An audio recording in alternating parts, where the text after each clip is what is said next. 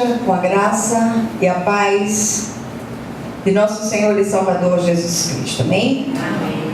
Vamos abrir nossa Bíblia do livro profético de Jonas, capítulo 3. E nós vamos ler todo o capítulo, são apenas 10 versículos. Jonas, logo após Obadias, imediatamente antes de Miqueias.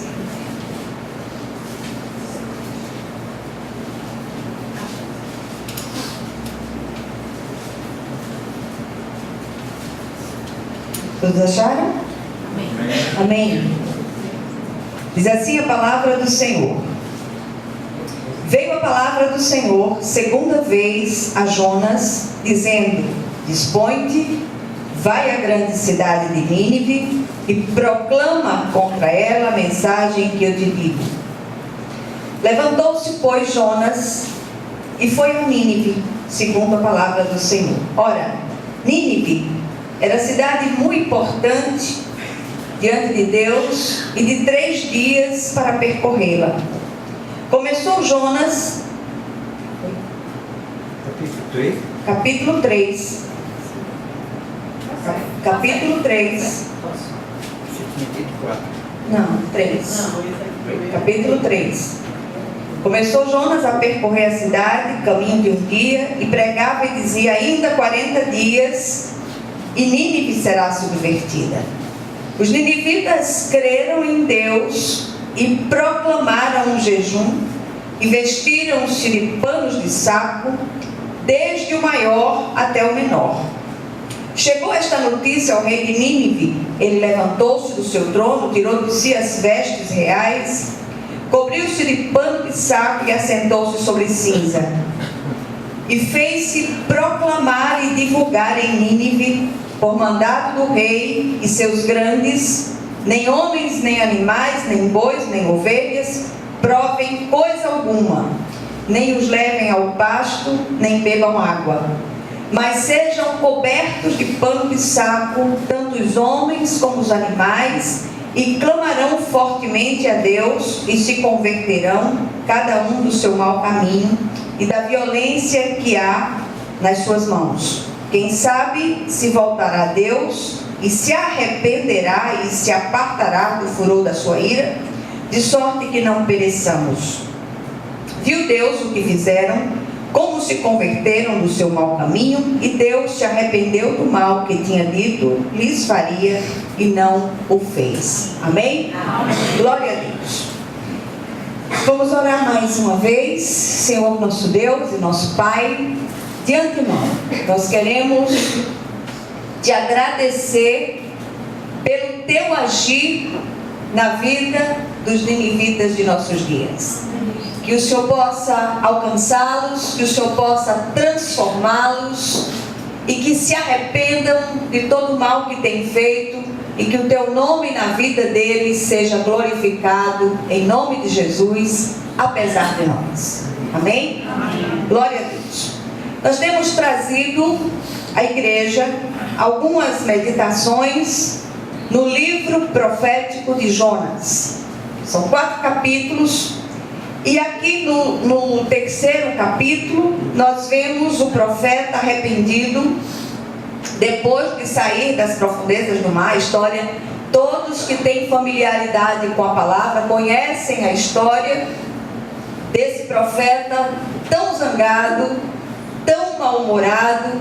Ontem eu conversava com o pastor Malta e eu me lembrava que ontem a mídia divulgou a morte de um personagem conhecido na cultura brasileira, chamado Seu Lunga.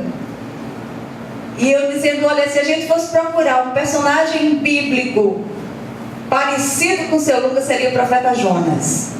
Esse cara é abusado, zangado, chateado, ele questiona as coisas, ele empaca feito um jumento, ele não quer fazer as coisas que Deus manda, mas ainda assim o Senhor diz: olha, quem manda aqui sou eu.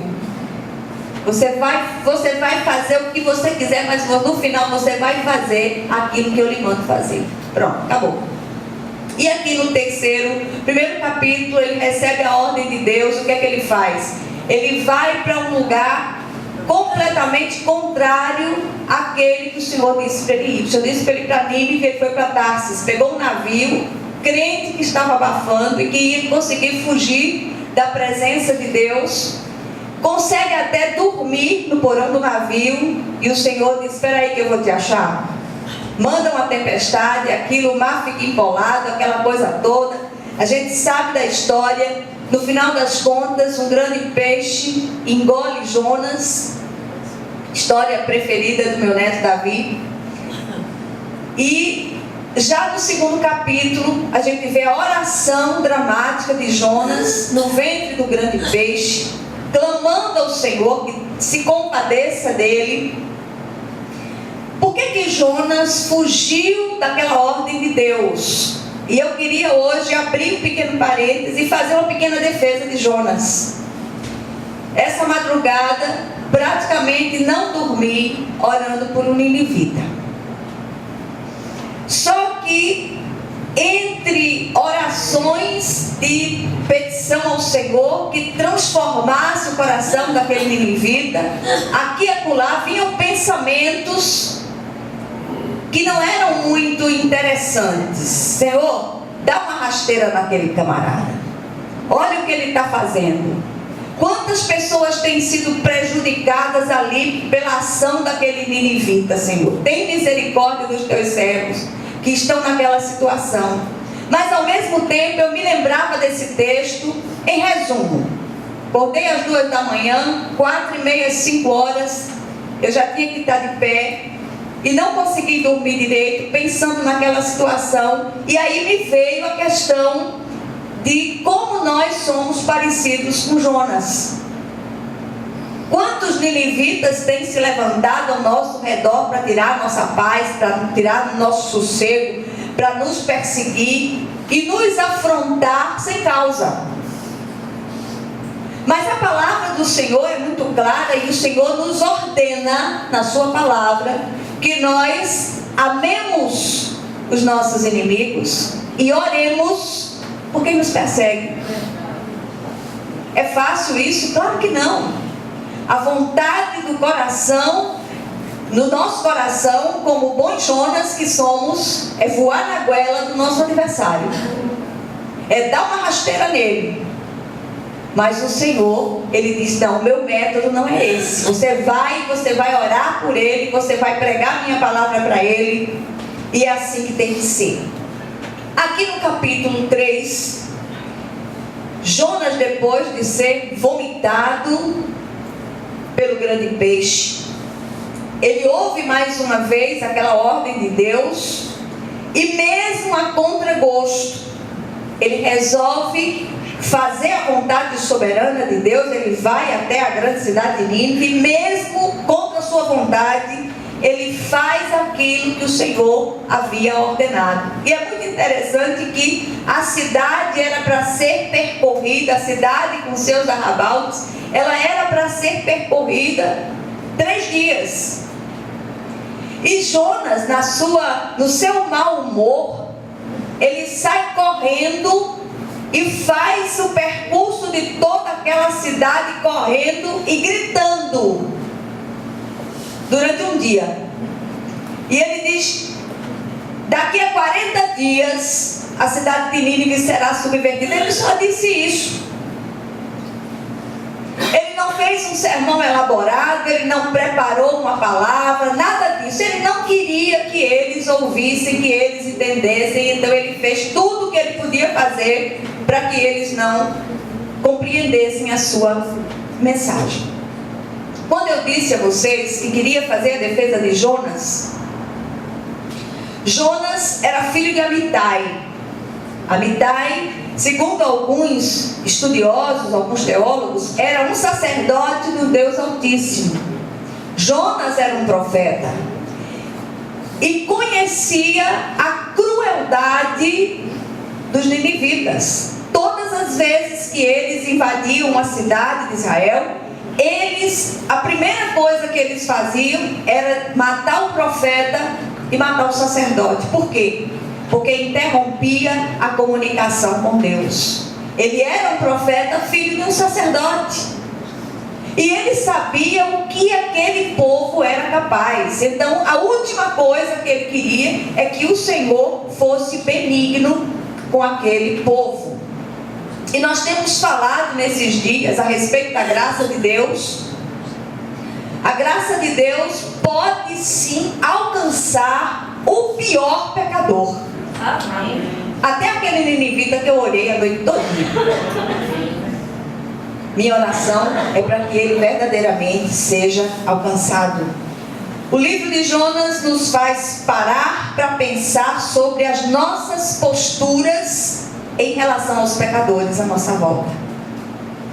Mas quando eu falo aos pecadores à nossa volta, eu não falo de generalidades, porque todos somos pecadores. Mas eu falo daqueles que diretamente têm nos atingido. É preocupante ver como muitos têm agido, mesmo tendo recebido tanto de Deus. E tem uma hora que a gente precisa parar e dizer: puxa vida, o Senhor me alcançou, apesar de mim. E nós somos instruídos pelo Senhor a que as coisas velhas passaram e tudo se fez novo. Sim, tudo se fez novo. Mas aqui e acolá nós precisamos olhar para trás na perspectiva daquilo que Deus fez, Deus realizou em nós. Grandes coisas fez o Senhor por nós. E nós não podemos perder de vista de onde viemos, de onde foi que o Senhor nos tirou. Quer que seja moral, quer que seja espiritual, não interessa. Nós fomos tirados de um abismo profundo. O Senhor é aquele que nos transportou do reino das trevas para o reino do Filho do seu amor. O Senhor foi extremamente gracioso conosco. A mesma malícia que subia à presença de Deus, vinda dos ninivitas, subia a presença de Deus vinda de nós.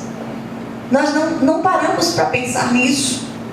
E olhamos os ninivitas modernos e queremos exterminá-los, queremos destruí-los, queremos que eles se ferrem, como se costuma dizer lá fora. Queremos graça para nós e justiça para os pecadores à nossa volta. Fazemos longas orações imprecatórias, pedindo que o Senhor desça fogo do céu e consuma nossos inimigos, como os apóstolos de Jesus ao entrar em Samaria. Senhor, o Senhor quer que a gente mande descer fogo do céu? O Senhor disse: vocês não sabem de que espírito vocês são. Para com isso. Esquecemos que os pecadores à nossa volta, eles não sabem discernir a mão direita da mão esquerda, como os habitantes de Nínive dos dias do profeta Jonas. E Jesus diz uma coisa tremenda em Mateus 12:41. Ele diz: os homens de Nínive se levantarão no juízo com esta geração e a condenarão, pois eles se arrependeram com a pregação de Jonas, e agora está aqui o que é maior do que Jonas. Jesus é maior que Jonas. Nós fomos agraciados, desculpa a redundância, com a graça de Deus, com a graça viva do Cristo. Ao Senhor pertence a vingança, a nós o corar de vergonha. A ira do homem não produz a justiça de Deus. Sabe qual é a única maneira de você se livrar do seu adversário? Orando por ele, sendo benigno para com ele.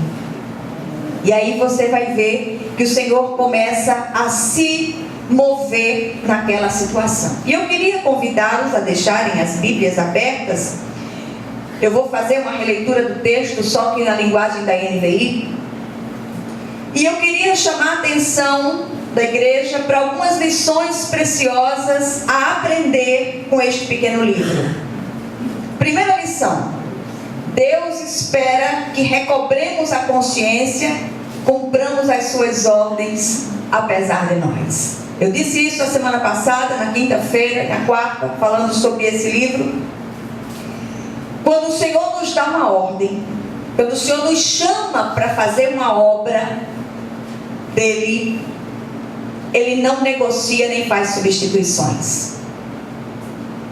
Quando o Senhor olha para você e diz: olha, é você, Tom, é você, acabou, é você, Ninfa, encerrou o assunto. O Senhor escolheu a irmã Íria para ir a Guiné-Bissau. E não adianta alguém querer substituir Íria nessa missão, porque o Senhor escolheu Íria, acabou. Às vezes a gente não entende: por que eu, Senhor? Manda outra pessoa. E a gente vê isso tantas vezes na palavra de Deus. Jeremias disse que não passava de uma criança. Moisés disse: eu sou gado, como é que eu vou falar a Faraó? O Senhor disse: não, é você mesmo. Eu vou falar com você, você vai falar com Arão, seu irmão, e Arão, seu irmão, vai falar. Mas eu não abro mão de você. O Senhor não abre mão de nenhum de nós, apesar de nós. E o Senhor não faz isso por um capricho. O Senhor faz isso porque Ele é um Deus soberano. Ele escolhe e acabou. Amém? Amém. Então a primeira coisa que a gente descobre é que o Senhor espera que nós recobremos a consciência e cumpramos as suas ordens apesar de nós. Versículos 1 a 4 diz: a palavra do Senhor veio a Jonas pela segunda vez com esta ordem: vá à grande cidade de Nínive e pregue contra ela a mensagem que eu vou dar a você. E Jonas obedeceu a palavra do Senhor e foi para Nínive. Era uma cidade muito grande, demorava-se 3 dias para percorrê-la. Jonas entrou na cidade e a percorreu durante um dia, proclamando: daqui a 40 dias Nínive será destruída. Eu tenho a impressão que ele chega a trancar os dentes. Daqui a 40 dias vocês vão ser destruídos. E parece que da primeira vez que ele ouviu a ordem de Deus, ele não percebeu um detalhe aqui na ordem. Que o Senhor diz: vá à grande cidade de Nínive e pregue contra ela. Mesmo apesar da má vontade de Jonas, a pregação foi o que poderíamos chamar hoje de um sucesso. Tem um pastor que pregou uma mensagem e ele deu um título: o sucesso do fracasso. Todos se arrependeram do maior ao menor e mudaram a rota da vida. Olha só. E a gente aprende outra lição preciosíssima aqui. Não foi a oratória do profeta Jonas. O cara falava muito bem, nada, ele passou gritando, não tinha nem carro de som. E ele passou gritando de dentro trincado, diz: dentro de 40 dias a cidade de Nínive será subvertida, será destruída. Quantas vezes nós rilhamos os dentes, cerramos os punhos com imprecações contra os nossos adversários? Quantas vezes? A segunda lição que nós aprendemos é que a palavra do Senhor cumpre o propósito para o qual foi designada. 5 a 8. Os ninivitas creram em Deus, proclamaram jejum, e todos eles, do maior ao menor, vestiram-se de pano de saco. Quando as notícias chegaram ao rei de Nínive, ele se levantou do trono, tirou o manto real, vestiu-se de pano de saco e sentou-se sobre cinzas. Então veio uma proclamação em Nínive: por decreto do rei e de seus nobres, não é permitido a nenhum homem ou animal, bois ou ovelhas, provar coisa alguma. Não comam nem bebam. Cubram-se de pano de saco, homens e animais, e todos clamem a Deus com todas as suas forças. Deixem os maus caminhos e a violência. Amém. Muitas vezes nós pregamos uma mensagem, passamos 2 horas ali tentando fazer com que as pessoas compreendam. Se o Espírito de Deus ele não se derramar sobre os ouvidos dos ouvintes, a gente não compreende aquilo que o Senhor quer ministrar. Certa vez me contaram uma história muito interessante. Ninguém gosta de ler genealogia na Bíblia. As pessoas pulam os textos de genealogia porque são enfadonhos. Fulano gerou a Cicrano, que gerou a Beltrano, teve filhos e filhas e morreu. E as pessoas vão pulando esses textos. Eu quero lá ler isso, eu vou ler outra coisa. E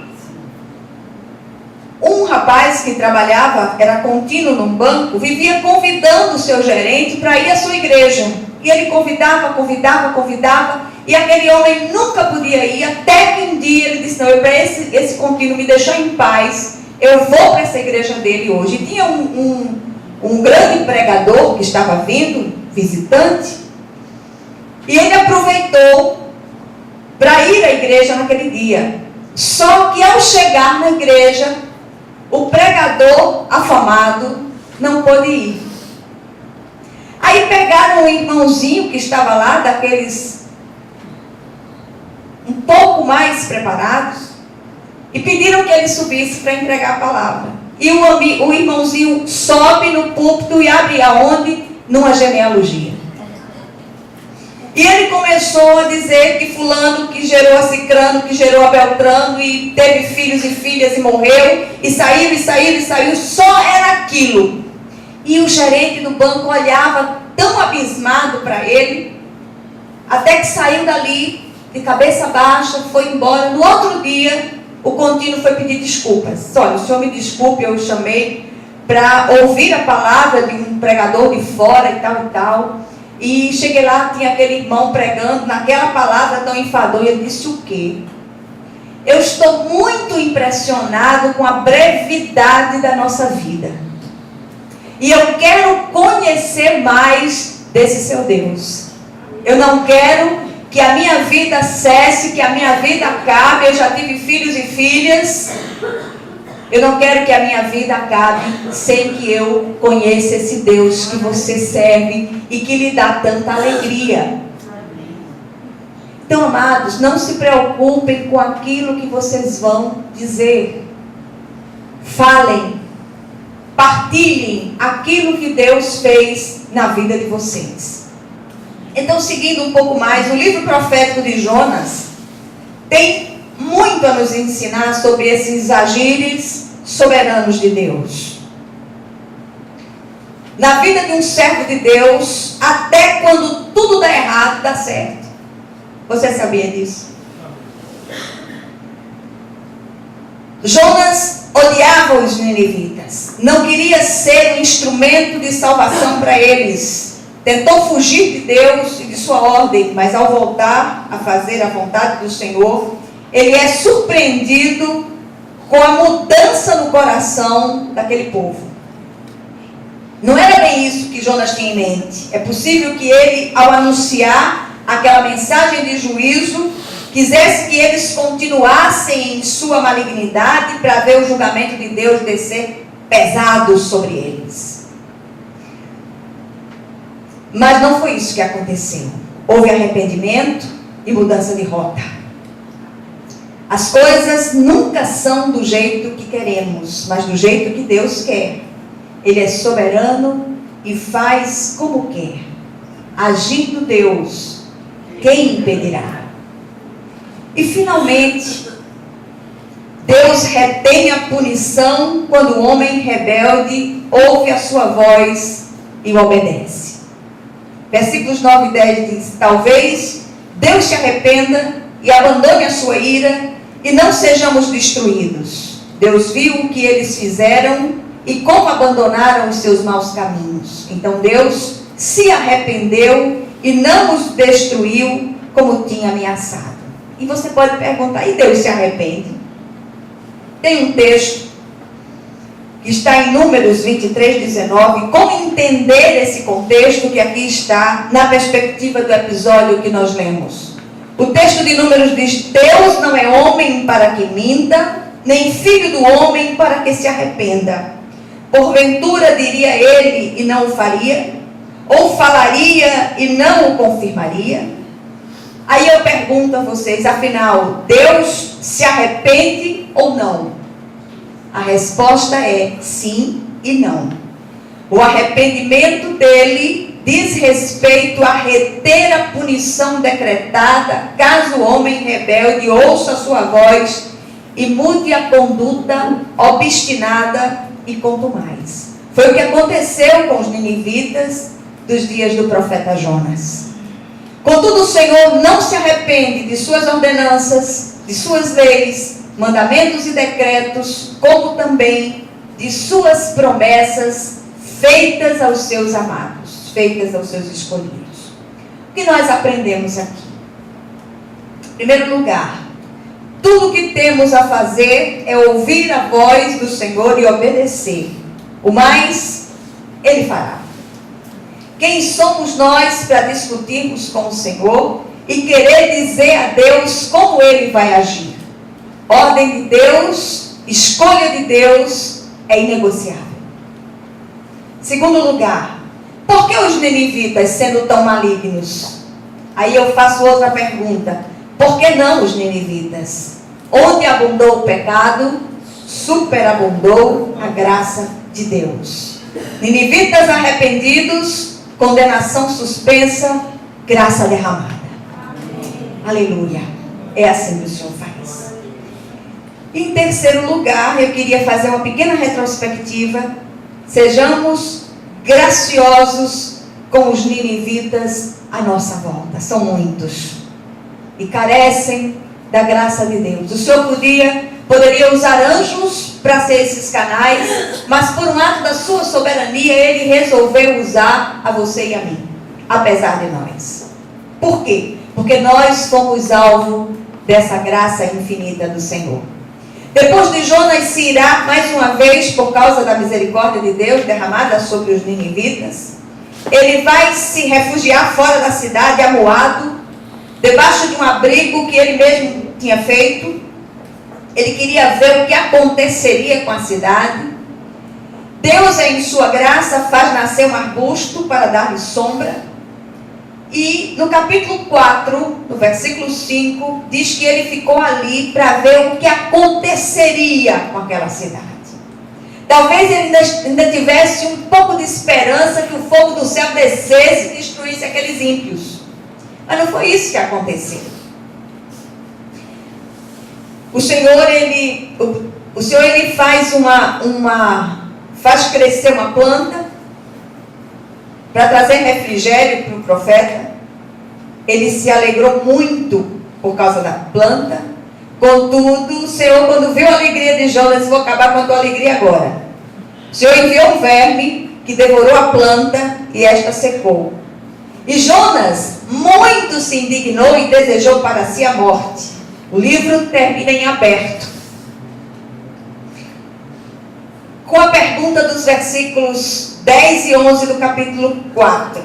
Diz assim: mas o Senhor lhes disse: você tem pena dessa planta, embora não a tenha podado, nem a tenha feito crescer?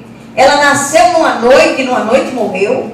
Contudo, Nínive tem mais de 120.000 pessoas que não sabem nem distinguir a mão direita da mão esquerda, além de muitos rebanhos. Não deveria eu ter pena dessa grande cidade?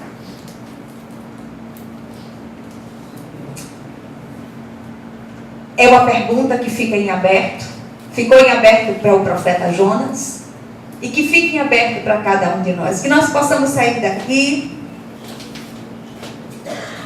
e pensar e refletir sobre os Jonas, os ninivitas que estão à nossa volta, e como Jonas, nós possamos nos dispor a fazer a vontade de Deus, orar por eles, clamar ao Senhor por eles, para que sejam transformados no nome de Jesus. Amém?